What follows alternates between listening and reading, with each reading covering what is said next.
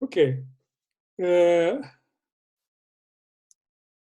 Geralmente a gente começa os nossos encontros com um pequeno exercício, né? E hoje não vai ser diferente. Nós vamos fazer um pequeno exercício. E o exercício que nós vamos fazer é de respiração, né? É prestar atenção na respiração, de uma maneira um pouco diferente do que vocês estão acostumados na meditação. Vejam que, normalmente, quando a gente respira, né, a gente respira por uma forma de respiração mais superficial, né, uma respiração torácica. Mas nós podemos também respirar de uma forma mais profunda, a chamada respiração abdominal ou diafragmática, né? Nessa respiração, o diafragma se contrai totalmente, o abdômen se expande e os pulmões se enchem mais plenamente. Então, nesse exercício, nós vamos usar essa respiração abdominal ou diafragmática. Uma outra coisa é que nós vamos fazer um exercício de respiração lenta. Então, a respiração vai ser lenta e profunda. E mais ainda, eu quero que vocês prestem atenção na inspiração e na expiração. E a expiração vai ser um pouquinho mais longa. Vai ser mais ou menos assim. Vamos fazer um, um treinamento, né? Então, vocês vão esvaziar os pulmões e vão inspirar devagarzinho, contando. 1, 2, 3, 4. Para. E vamos expirar. 1, 2, 3, 4, 5. Então é isso. Respiração lenta, profunda, respiração abdominal, e com a expiração um pouquinho mais longa. Agora que vocês já sabem, vamos começar o nosso exercício. Então, a nossa prática. Então, eu queria que vocês assumissem uma posição confortável, né? Relaxem o corpo, façam uma rápida varredura por todo o corpo, desmanchando qualquer tensão. E, se puderem, sorriam. Sorriam um pouquinho para vocês mesmos. E aí vamos começar. Esvaziamos os pulmões e vamos inspirar. 1, 2, 3, 4. Para. Expira. 1, 2, 3, 4, 5. Inspira. 1, 2, 3, 4. Para. Expira. 1, 2, 3, 4, 5. Vamos continuar. Inspirando e expirando. Corpo relaxado. Inspiração profunda. Expiração lenta. Vocês podem, inclusive, repetir para si mesmos quando estiverem inspirando. Inspirando. Inspirando. E quando forem expirar, podem dizer assim, relaxando, relaxando. E sintam realmente o corpo se relaxar. Mais um pouquinho. Inspirando e expirando. Inspirando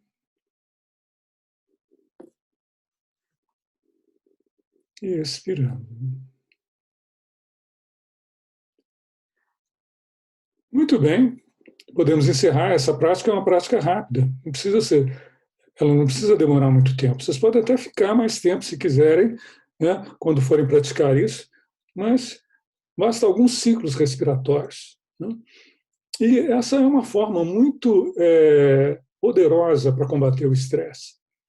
E a essa altura vocês devem estar falando, mas que isso? Isso aí não tem novidade nenhuma. Todo mundo sabe que respirar profundamente acalma as pessoas, né? A primeira coisa que a gente fala quando alguém está nervoso, fala, respira fundo, né? E é isso mesmo. a coisa funciona, né? É muito antigo, mas agora nós estamos sabendo por que isso funciona. E eu vou tentar explicar isso para vocês, né? Mas, para explicar, eu tenho que falar um pouquinho sobre o estresse, né? Então, o que vem a ser o estresse, né? Vejam que quando nós estamos numa situação desafiadora, né, uma situação de perigo, por exemplo, né, o corpo se prepara para fazer face a essa situação de perigo.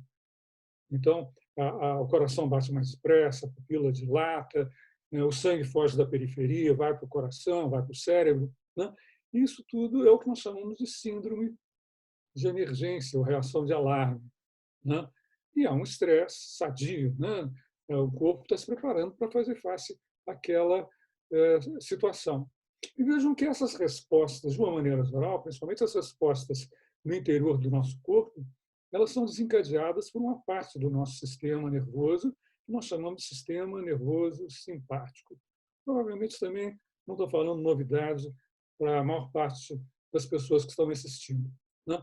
Então, o simpático, ele atua na síndrome de emergência, que geralmente nós temos que lutar ou fugir, né? Acontece que nós temos uma outra parte do nosso sistema nervoso, que é o parasimpático, né? E o parasimpático geralmente tem ações exatamente opostas, né?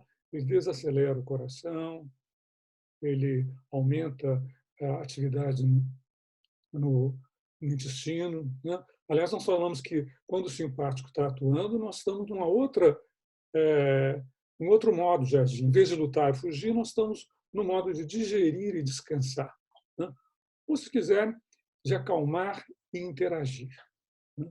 Então, é assim, quando o simpático está atuando, o parasimpático geralmente está desativado. Quando o parasimpático está atuando, geralmente o simpático está desativado, né? Muito bem. Hoje nós sabemos que a respiração, né, ela é controlada basicamente por centros nervosos situados no tronco encefálico, uma pequena região que está abaixo do cérebro, né? E esses centros respiratórios, eles têm uma ação sobre o parasimpático, né?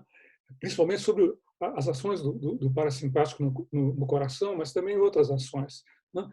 E quando a respiração é lenta, né, ela se sobrepõe a alguns mecanismos controladores do coração e aumenta essa ação do parasimpático, né? Então, o coração geralmente tende a bater mais devagar, né, e, inclusive, aumenta a variabilidade do ritmo cardíaco, que é uma maneira, inclusive, que a gente usa na neurofisiologia para medir as ações do parasimpático, né? Então, vejam bem, o principal nervo do parasimpático é um nervo que se distribui para toda a cavidade torácica e abdominal e é um nervo vago, né?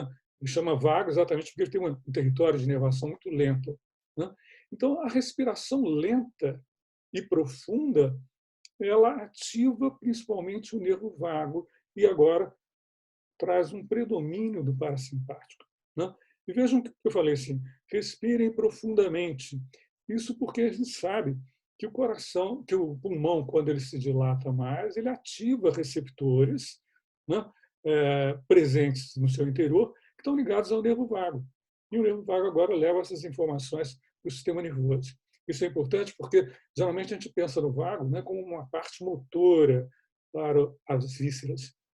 Mas o nervo vago é o principal nervo sensorial do interior do nosso organismo, né? O principal nervo para a nossa interocepção, né? E quando então nós estamos respirando profundamente, né, e lentamente, o vago não só atua no coração, né, provocando uma bradicardia, mas ele também leva uma informação para o cérebro dizendo assim, olha, lá na periferia está tudo ok, né? Nós não precisamos nos preocupar, está ótimo, né? E com isso, então, desativa os mecanismos do estresse, né? Eu falei assim, façam com que a expiração seja mais longa. Isso é interessante, porque já se descobriu que quando nós inspiramos, nós geralmente aceleramos um pouco o coração. Quando nós expiramos, a gente desacelera um pouco o coração. Então, quando a gente aumenta a expiração, nós estamos aumentando essa ação que provoca uma desaceleração do coração. Então, respirar fundo é muito bom realmente para desativar o estresse. Mas é bom que a gente preste atenção nisso. A respiração deve ser lenta, deve ser profunda. Com isso, nós aumentamos o chamado tônus vagal. E o tônus vagal representa exatamente essa resposta, ela provoca essa resposta de acalmar e interagir. E desativa aquela resposta de lutar e fugir, que caracteriza o estresse, que caracteriza a síndrome de emergência. Isso é interessante, porque vocês, acredito que a maior parte das pessoas que estão aqui hoje, elas estão acostumadas a meditar. E uma das formas que a gente usa muito para meditar é exatamente prestando atenção na respiração. Mas quando a gente faz as instruções para quem vai meditar prestando atenção na respiração, a gente fala assim, olha, respira naturalmente, não prestem atenção na respiração, deixa a respiração fluir como ela deve fluir nesse momento. Então, a gente presta atenção na respiração sem controlar a respiração. Mas nesse exercício que nós fizemos agora, nós controlamos a respiração de uma forma que nós queríamos controlar. Então, é um pouco diferente do que a gente faz quando a gente está meditando. Mas tem pesquisas mostrando que, geralmente, quando nós estamos meditando, pouco a pouco a gente desacelera a respiração.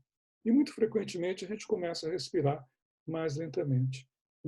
Então, é interessante que, quando nós estamos meditando, nós, de certa forma, estamos atuando no nosso corpo através dessas respostas fisiológicas e acalmando o nosso corpo, aumentando o tônus vagal. Geralmente, quando nós estamos meditando, nós estamos com o tônus vagal alterado e aumentado. Essas mesmas pesquisas que estudaram a meditação, elas estudaram também a oração, e verificaram que boa parte dos estados de oração, geralmente também a respiração se torna mais lenta e às vezes mais profunda. E vejam que as igrejas, inclusive, criam situações para isso. Alguns cânticos mais lentos.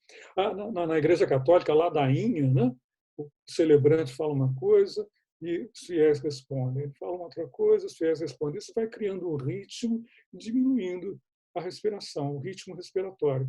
E isso aumenta o tônus vagal e traz uma sensação de calma. Eu não estou falando que a meditação e a oração atuam só dessa forma. Claro que elas têm outras ações, mas dos mecanismos é, sem dúvida, através dessa ação no corpo. Então, essa prática que nós fizemos é uma forma de atuar no nosso corpo, diminuindo o estresse. Vale como um ansiolítico. Nós não vamos falar hoje sobre a atuação no corpo através da farmacologia, mas existem práticas que nós podemos atuar no corpo diminuindo o estresse. E a gente sabe que o corpo realmente é muito importante na regulação das emoções. Vejam que nós podemos utilizar o corpo na regulação emocional. Tem trabalhos mostrando o seguinte: se você pede para a pessoa pegar um lápis e colocar o lápis assim, notem que com isso nós reproduzimos um sorriso. Os músculos da face é como se a gente estivesse sorrindo. E só isso altera o estado mental. Então, as pessoas que estão com um lápis na boca desse jeito, elas normalmente acham as piadas mais engraçadas, os cartoons, por exemplo. E, ao contrário, se a gente pede para elas segurarem o lápis assim, notem que agora nós corrugamos aqui as sobrancelhas, nós assumimos um faces de preocupação. E aí, o estado mental é exatamente o inverso. Então, realmente, o corpo e a distribuição do corpo no espaço regula, de certa forma, o nosso estado mental e, eventualmente, um estado de estresse ou não, ou diminuição do estresse e assim por diante. Aliás, os atores sabem isso muito bem, né? Se você for para frente do espelho, fizer uma cara de raiva, fechar os punhos, né? E tentar se lembrar de um momento que você estava com raiva, daí a pouquinho você está sentindo raiva realmente, né? Então, o corpo ele pode provocar estados mentais e alterar o estado emocional. Por outro lado, né, se você for para frente do espelho, colocar a mão no peito e sorrir, então vai ser muito mais difícil você ter um estado de raiva, né? O que virá provavelmente à mente vai ser um estado de ternura, de amor, né? Então, o corpo, as manifestações do corpo são importantes nos nossos estados mentais, né? E nós podemos usar o corpo para isso, né? Eu pedi para vocês sorrirem, não foi à toa, né? Foi para exatamente ajudar lá o nervo vago, avisar, olha, ali na periferia está tudo ok, não precisa ter pressa, não precisa ter nenhum estresse, né? Muito bem. Então, existem outras maneiras também da gente usar o corpo para diminuir o estresse. Uma delas é através do exercício físico, né? Acho que todo mundo sabe também que o exercício físico é uma das maneiras mais poderosas de diminuir o estresse, né? Nesses momentos que a gente não está podendo sair para ir à academia ou correr, né? A gente pode fazer um pouco de exercício dentro de casa. Aliás, tem muita gente fazendo muito exercício dentro de casa, né? Varrendo, lavando, cozinhando, etc, etc. Mas, por outro lado, nós podemos reservar 10 minutos por dia para fazer algum exercício. Yoga mesmo, né? Ou então, se vocês olharem na internet, está cheio de pequenos exercícios de flexão, de alongamento.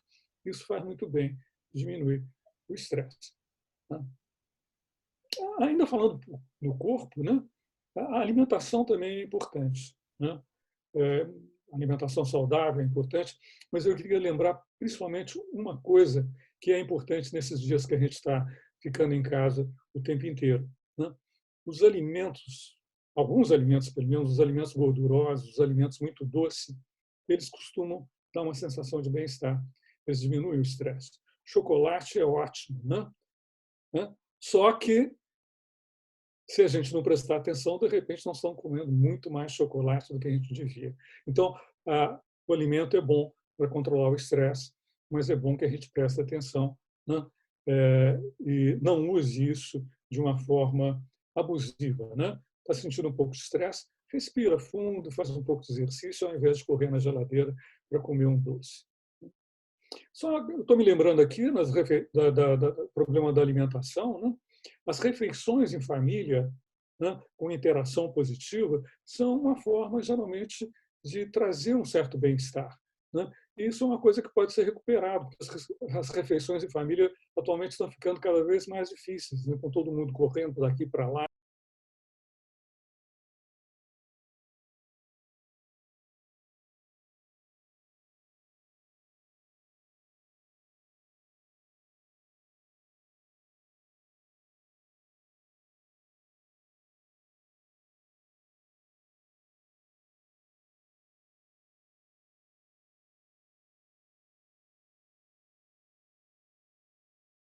E, é claro, corpo e mente elas estão integradas, né? Não existe separação entre mente e corpo, né? Frequentemente a gente pensa nas coisas separadas, naquela ideia cartesiana, né, que existe uma mente aqui e um corpo aqui. Mas a mente, no final das contas, ela é constituída de processos produzidos no nosso cérebro faz parte do corpo, e ele se utiliza desses processos exatamente para a sobrevivência, né? Então, a mente e o corpo elas são uma entidade só, né? A mente é corporificada. Mas não estamos falando do pensamento na geração das emoções, né? E aí a gente volta a falar sobre estresse. E eu gosto de lembrar, de citar um pesquisador americano chamado Robert Sapolsky, que talvez você já tenha ouvido falar. O Sapolsky trabalha muito com estresse. Principalmente, ele estuda estresse em grupos de macacos africanos. E, há alguns anos atrás, o Sapolsky escreveu um livro muito interessante que se chama Por que as zebras não têm úlcera? Né? E por que as zebras não têm úlcera? Né? Por que as zebras não têm estresse? É porque As zebras estão ali pastando, né? Chega um leão, pronto, desencadeia a síndrome de emergência, né? O simpático entra em ação, o coração dispara, a pupila dilata, o sangue vai para a musculatura e a zebra sai disparada, corre o mais rápido que ela puder. Mas ela corre aí 1 minuto, olha para trás, o leão foi embora. Então, acabou o problema, acabou o estresse. Ela volta a pastar normalmente, né? E é assim que funciona com os animais de uma maneira geral. Acontece que nós desenvolvemos um cérebro mais sofisticado e, principalmente, nós temos uma região aqui na frente, né, do cérebro, a região pré-frontal, que é capaz de jogar as nossas ações no futuro e é capaz de imaginar realidades diferentes da realidade que nós estamos vivendo, né? Então, se nós fôssemos zebras, o que aconteceria? A gente correria, correria, correria e parou, não tem leão, mas a gente fica. Mas e se o leão voltar? E se eu me distrair e acontecer alguma coisa? Que, aliás, é o que acontece todo dia, né? É, nós não estamos vivendo mais aquela situação de estresse, mas nós prolongamos o estresse. E é exatamente esse prolongamento do estresse, quando ele não precisa estar presente, que nós chamamos realmente de estresse no dia a dia, né? O estresse é um disparo da síndrome de alarme, da reação de alarme, quando a realidade não comporta mais aquela resposta, né? Vejam que, normalmente, né, as emoções são passageiras. As emoções, elas vêm e desaparecem, né? Se o leão for embora, a emoção desaparece. Nós é que normalmente, é, através de elucubrações mentais, através dos nossos pensamentos, prolongamos aquilo, né? Vejam, um exemplo clássico é aquela dos: a gente está dirigindo, vem alguém e nos corta, né? Isso geralmente provoca uma irritação grande, mas o sujeito foi embora, não precisa mais da gente ficar irritado. Só que a gente fica, né? Ah, mas aquele sujeito, ele não devia ter feito. Ah, só porque o carro dele é maior que o meu, né? Ele me cortou, né? E a gente é, cultiva aquela irritação. E muitas vezes não estamos prestando atenção nessas nossas elucubrações, a gente acaba transferindo essa irritação, por exemplo, para alguém que está do lado, ou para alguém que passa depois ao lado do nosso carro e a gente xinga. Enfim, né? É uma coisa totalmente desadaptativa, né? E, além disso, esses neurotransmissores liberados, a adrenalina, por exemplo, o cortisol que é liberado na síndrome de emergência, eles acabam ficando muito deletério e acaba provocando problemas, né? Então, é importante a gente prestar atenção nos nossos pensamentos para a gente não prolongar esse ciclo de estresse, né? E como é que a gente pode fazer isso? Todo mundo aqui tem a resposta, né? Uma forma de fazer isso é através de mindfulness, através da consciência plena, da atenção plena, né?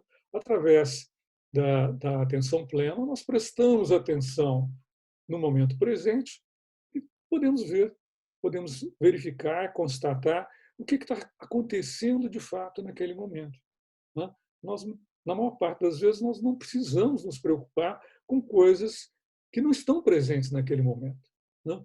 Então, a mindfulness, trazendo a gente para o momento presente, ela nos ajuda a ficar livre do estresse, né? Além disso, né, com a mindfulness, nós aprendemos a lidar com os nossos pensamentos, né? Nós verificamos, quando nós olhamos para dentro do nosso espaço mental, a gente verifica que os nossos pensamentos surgem e desaparecem. Eles vão e vão. Eles vêm e vão, né?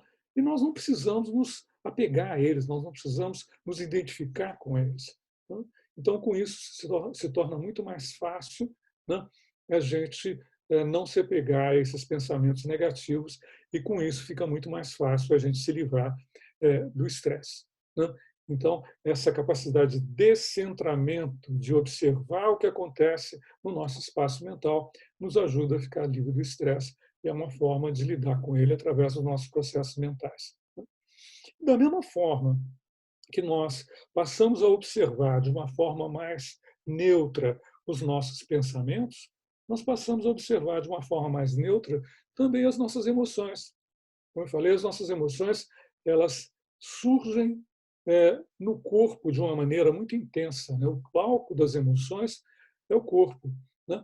E quando nós percebemos esses sentimentos emocionais no corpo, geralmente nós nos identificamos com essa emoção e respondemos de uma maneira autônoma, automática. Né?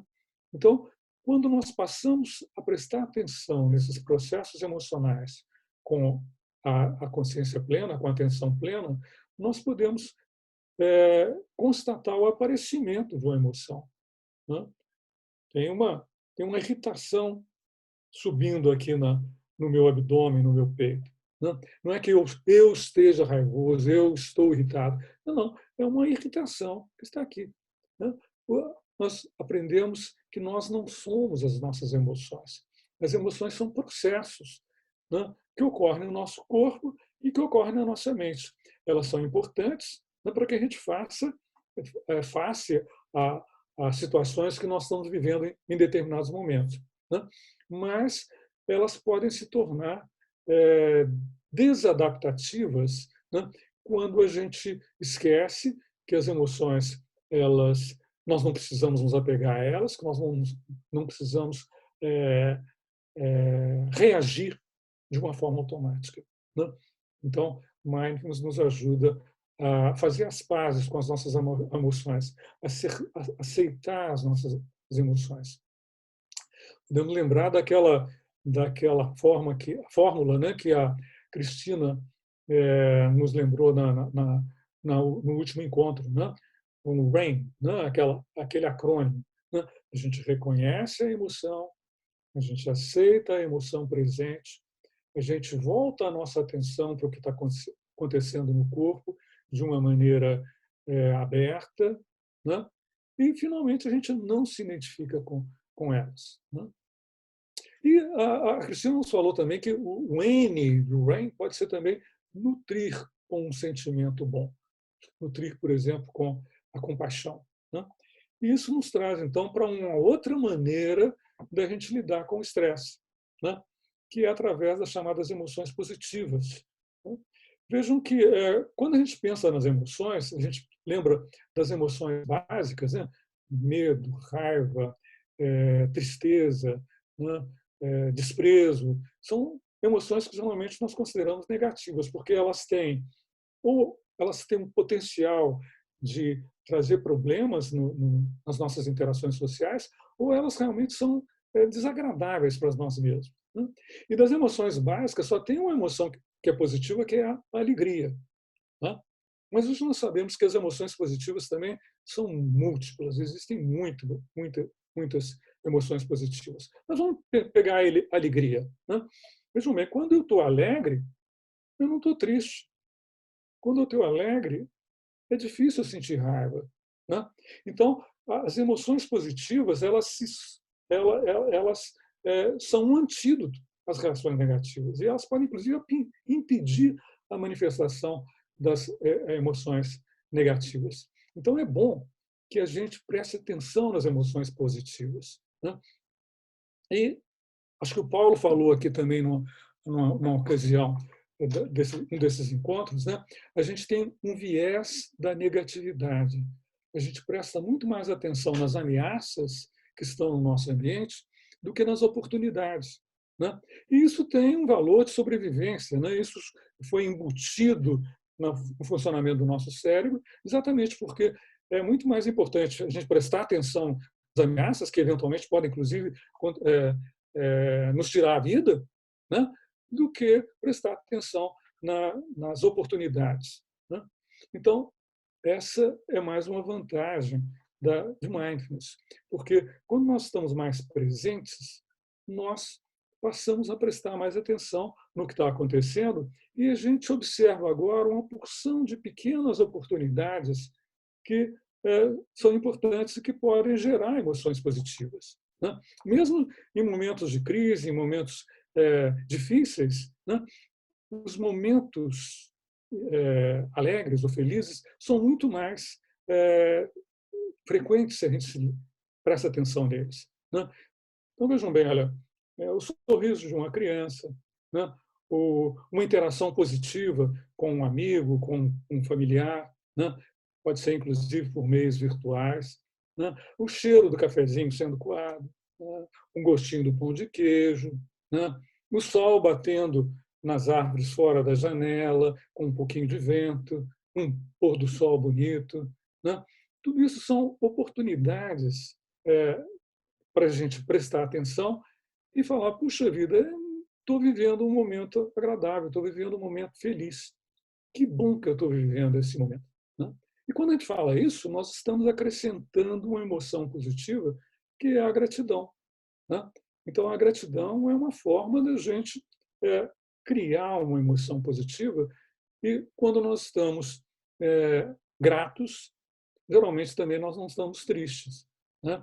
Então, uma forma de regular o estresse é a gente procurar as oportunidades onde se encontram as emoções positivas, e aí a gente procura curtir essas emoções positivas, né? Então, olha, eu estou vivendo um momento agradável. Como é que ele é, né? Como é que eu estou sentindo isso no meu corpo, né? Com isso você corporifica aquela emoção e você prolonga a, a, o momento que você está vivendo. Uma outra forma, né, você comunicar que você está vivendo aquele feliz. Oh, mas esse momento é agradável, olha só, esse pão de queijo, como é que está gostoso, né? É, é, as emoções, elas têm uma finalidade que é a de comunicação, né?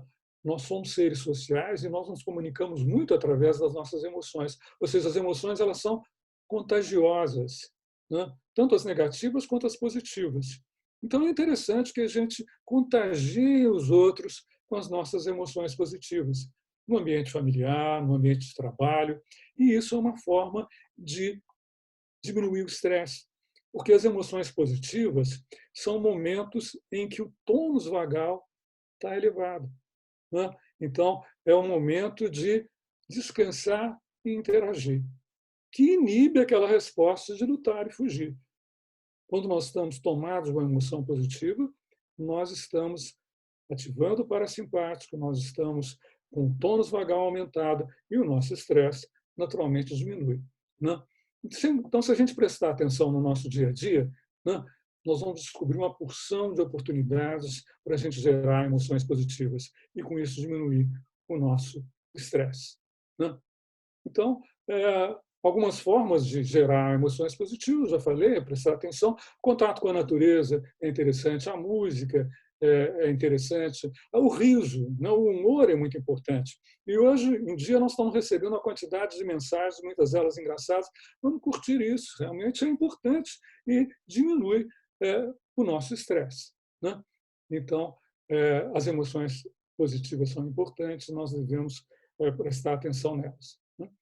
Agora, da mesma forma que nós podemos gerar emoções negativas, nós podemos gerar emoções positivas. Da mesma forma como nós podemos diminuir a intensidade das emoções negativas, nós podemos também é, aumentar a intensidade e a duração das emoções positivas.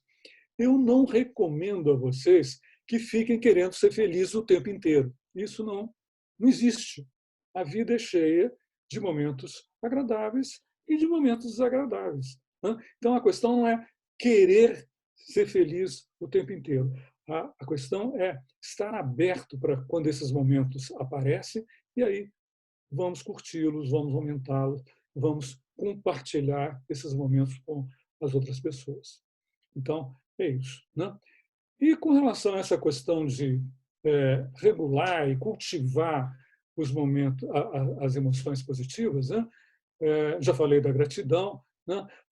Esse momento que nós estamos vivendo, nós podemos, de vez em quando, cultivar a gratidão, né?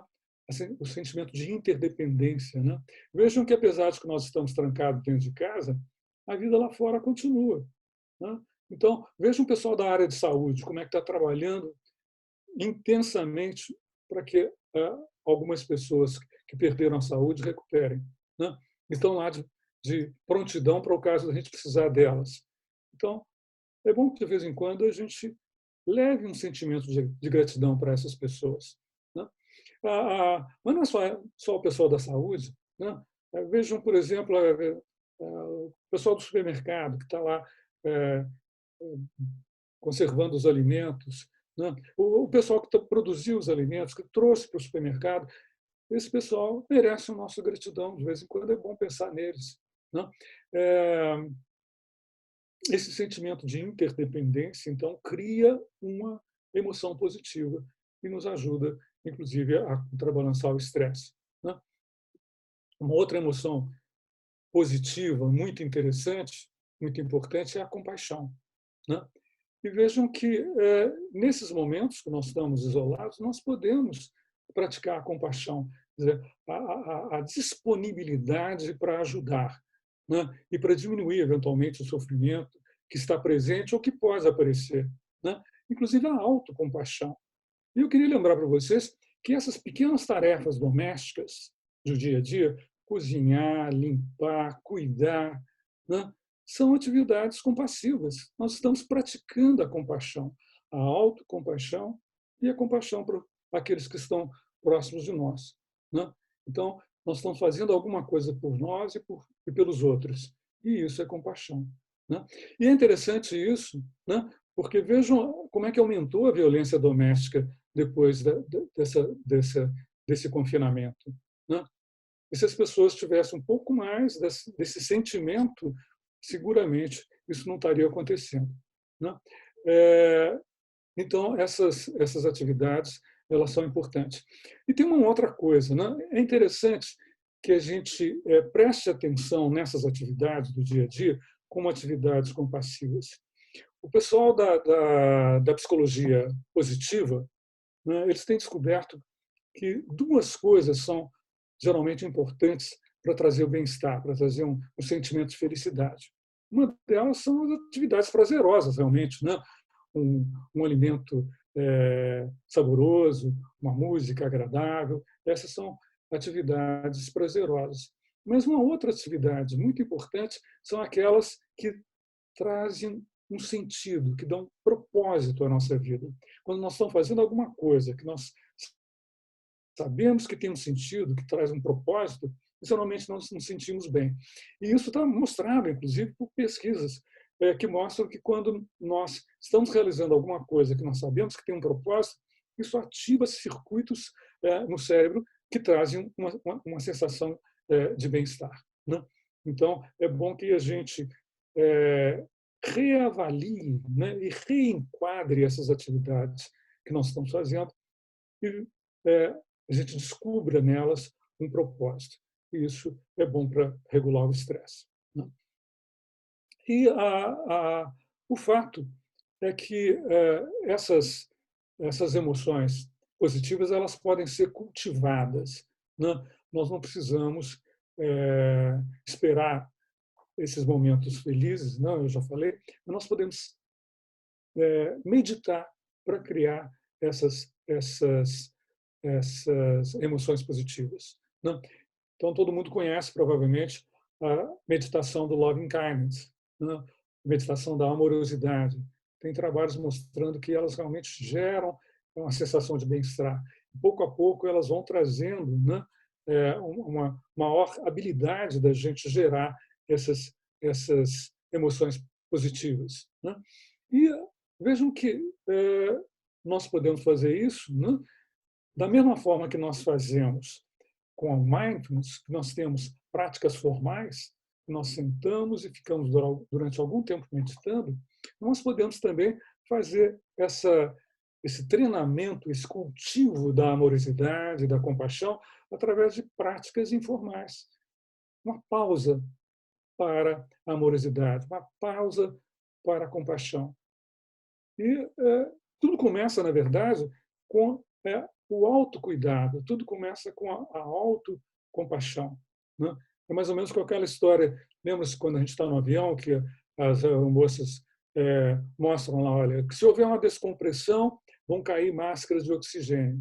Ponha primeiro a máscara em você, e depois você vai ajudar o outro que possa ter dificuldade. É assim também com a amorosidade e com a compaixão.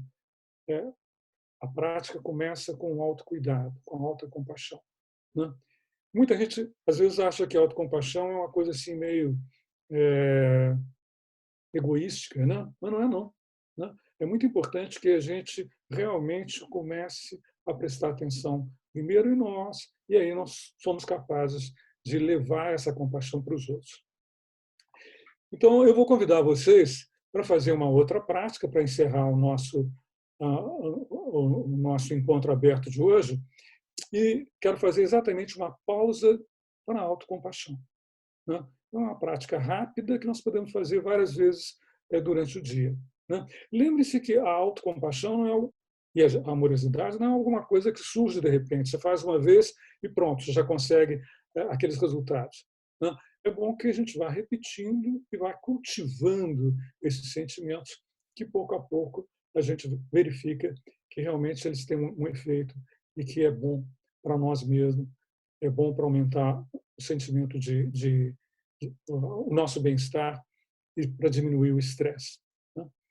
Então, a pausa para a autocompaixão, nós é bom que a gente cite aqui a Christine Neff, né, que é a pesquisadora que mais trabalha com essa história da autocompaixão. Ela tem vários trabalhos publicados, tem livros, inclusive tem livros em português falando sobre a autocompaixão, né?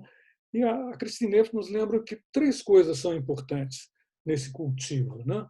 A primeira coisa, né, é a gente prestar atenção no momento presente e reconhecer aquele momento como sendo um momento que nós estamos precisando de autocompaixão.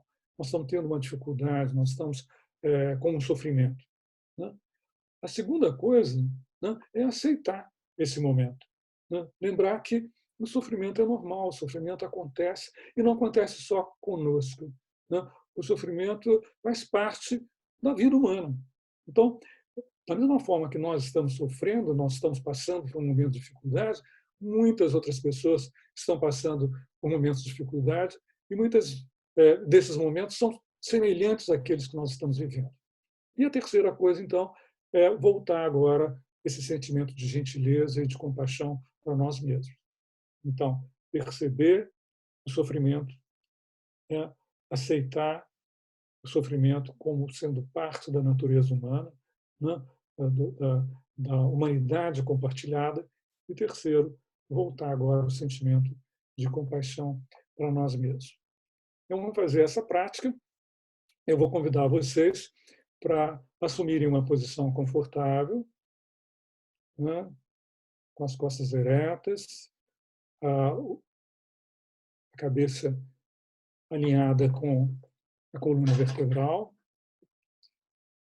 Seria interessante que vocês relaxem todo o corpo, façam uma varredura.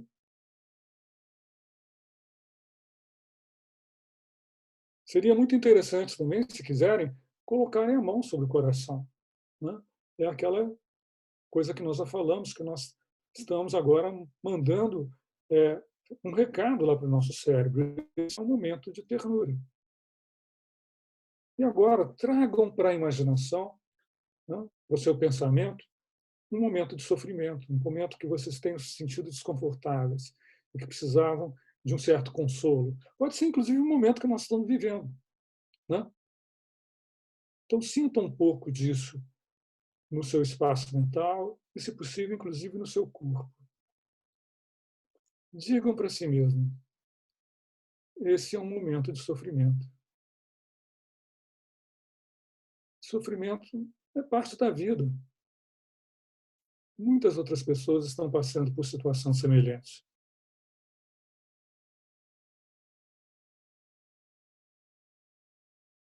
Que eu possa ser gentil comigo mesmo nesse momento. Que eu seja paciente e forte nessa situação. Que eu dê a mim mesmo a compaixão que eu necessito. Permaneço nesse estado de repouso por algum tempo, respirem fundo, alguns ciclos respiratórios.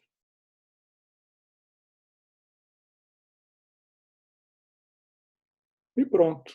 Se possível, sorriam e vamos voltar para o nosso dia a dia, para nossas atividades. Muito bem, basicamente era isso que eu tinha para falar para vocês. Espero que o que nós falamos aqui tenha servido um pouco para regular o nosso estresse do dia a dia, que atualmente andam um pouco permeando os nossos dias. Né? Eu estou aberto, se alguém quiser comentar, se alguém quiser fazer alguma pergunta, estamos às ordens.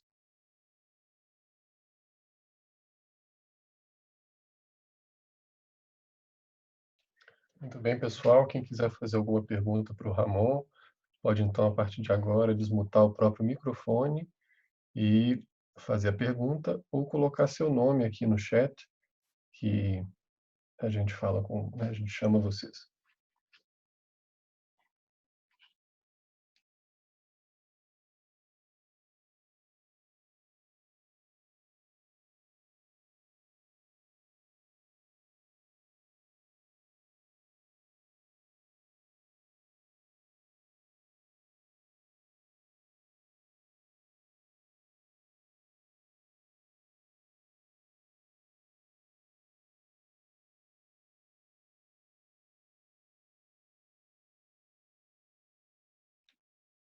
Muitas pessoas escrevendo aqui no chat, agradecendo, mas por enquanto nenhuma pergunta ou comentário.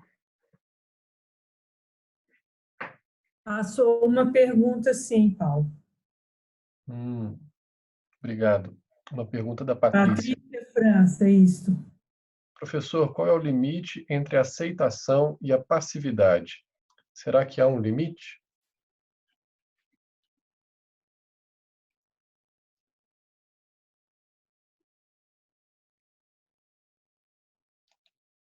Escutou, Ramon, a pergunta? Sim, eu escutei. Eu estou pensando aqui, Paulo. Né? Será que tem um limite? Né?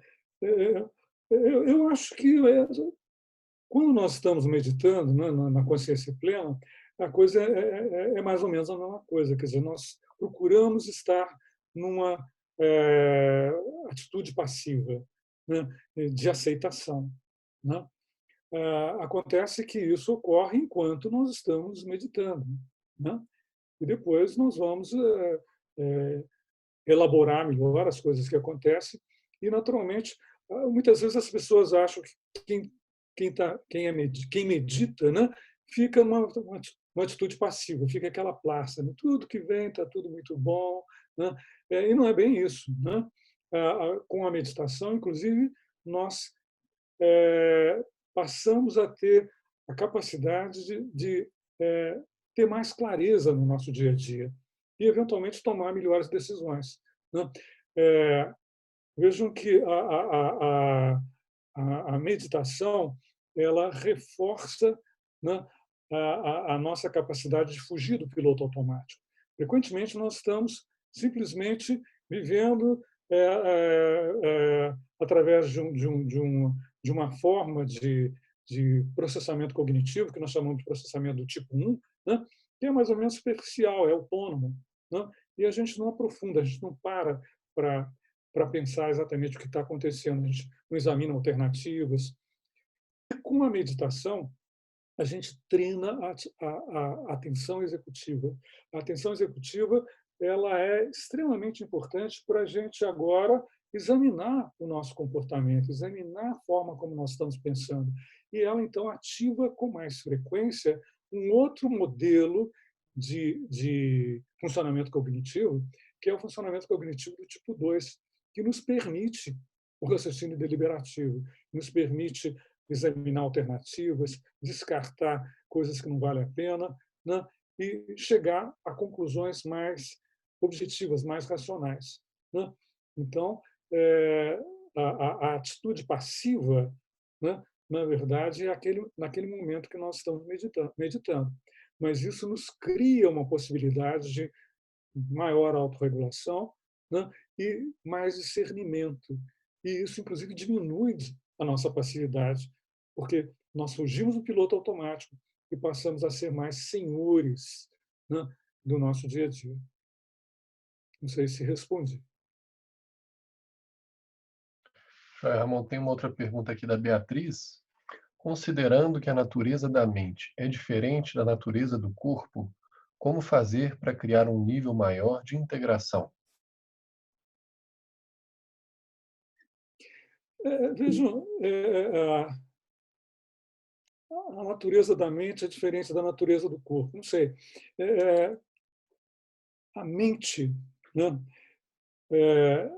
pelo menos do ponto de vista da ciência, né, a mente, na verdade, ela é constituída de processos. Não existe uma entidade chamada mente, né? A mente é formada por uma série de processamentos, alguns conscientes, alguns inconscientes, que estão ocorrendo no nosso cérebro, né? Então, a mente faz parte do corpo, né? É interessante que uma das pessoas que mais trabalhou sobre isso foi o Francisco Varela. O Francisco Varela era um biólogo que era, meditava, né? Ele era budista, morreu já tem uns 20 anos, né? E o Varela falava muito nessa história da mente corporificada, né? O embodied mind, né? Então, a natureza da mente não é muito diferente da natureza do corpo, né? A mente é corporificada. Agora, quando nós não prestamos atenção, né, no que está acontecendo no nosso espaço mental, né, então é aquela história de novo, nós estamos no piloto automático. Nós não conseguimos perceber o que está ocorrendo, né, na nossa mente e, consequentemente, não conseguimos regular esses processos que são derivados dos nossos processos mentais, né?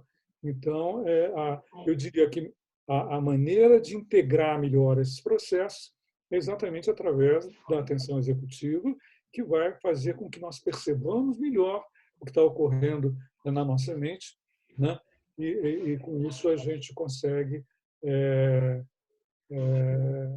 um pouquinho mais de controle no dia a dia, né? O tempo não dá, não, para a gente falar, não, mas a psicologia cognitiva tem nos mostrado, né, que não existe um eu consciente, né? Os processos mentais são múltiplos, né? E os nossos pensamentos eles surgem para a consciência, eles não são gerados por nós, né? E na maior parte das vezes nós não percebemos isso, nós achamos que está no controle o tempo inteiro, né? E não é isso, né? Então, com a meditação, pouco a pouco a gente vai percebendo isso, né? E é uma coisa paradoxal, né? À medida que nós vamos percebendo que nós não estamos no controle, agora nós nos conseguimos controlar melhor, né? Nós temos um pouco mais eh, de, de percepção do que está ocorrendo, né? Isso pode nos deixar, inclusive, menos ansiosos também.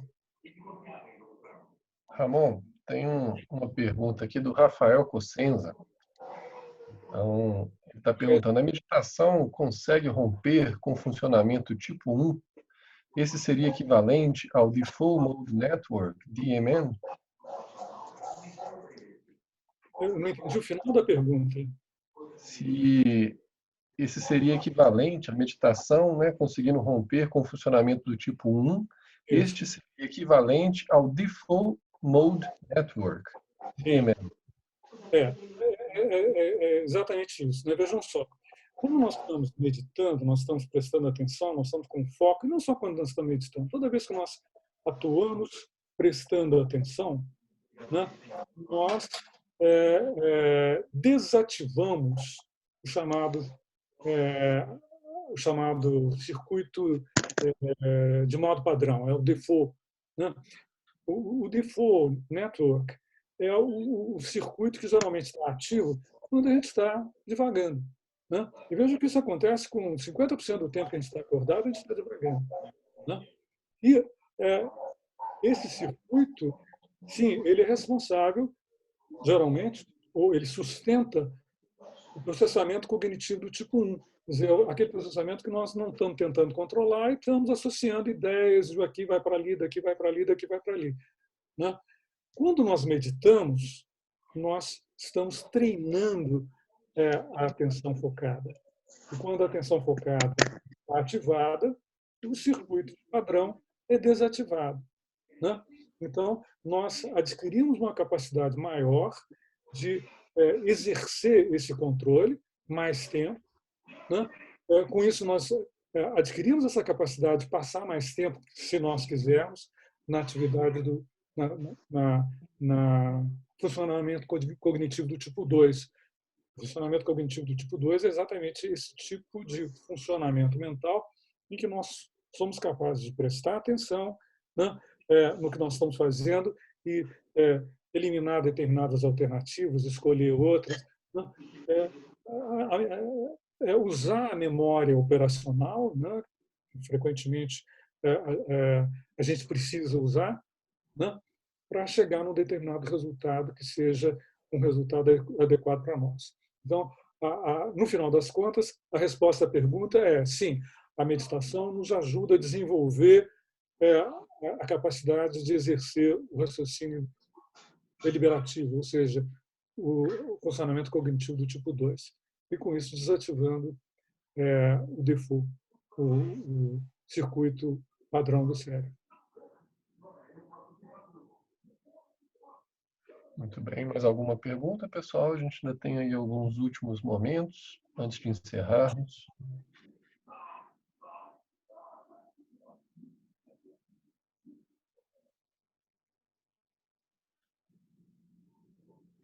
Bom, eu gostaria então de agradecer muito ao professor Ramon por uma aula tão bem embasada, ao mesmo tempo numa linguagem tão acessível para todos nós. Muito obrigado, Ramon. E dizer a todos que a gente continua com esses encontros semanais, né, nas segundas-feiras à noite. A próxima pessoa que foi convidada e já confirmou a presença é o professor Marcelo Demarzo, professor da Unifesp, um dos pioneiros de Mindfulness laico aqui no Brasil. E ele vai estar falando com a gente sobre Mindfulness e saúde mental. A aula do professor Marcelo Demarzo vai começar às 7h30, excepcionalmente, e não às 8 horas, como a gente vem fazendo. Então, a gente, em geral, tem estourado aqui o limite do Zoom de 100 participantes, hoje foi assim. Então, quem não estiver conseguindo entrar, pode entrar pelas nossas redes sociais. Hoje, o Matheus, que trabalha conosco, conseguiu fazer funcionar direitinho aí o Facebook e o Instagram ao vivo. Obrigado, Matheus. Então, vocês podem convidar quem vocês quiserem para participar aí conosco. Se não conseguir aqui através do Zoom, pode acompanhar pelas nossas redes sociais. Uma boa noite a todas e todos. Vou passar a palavra aí para o Ramon poder despedir. Sim, eu só queria agradecer a atenção de todos. Foi um prazer estar com vocês, né? Espero que vocês consigam ativar aí o tônus vagal, né, nesses momentos que a gente está confinado. Eu espero que seja um tempo muito grande. Sorriam. Até mais. Vou desmutar todo mundo. Obrigada, boa noite. Obrigada, professor Ramon. Obrigada, Ramon. Gratidão. Boa noite. Ai, você tá gravando, amor. Essa pergunta eu não ver. Excelente. Com vontade de falar com você, mas está com vergonha.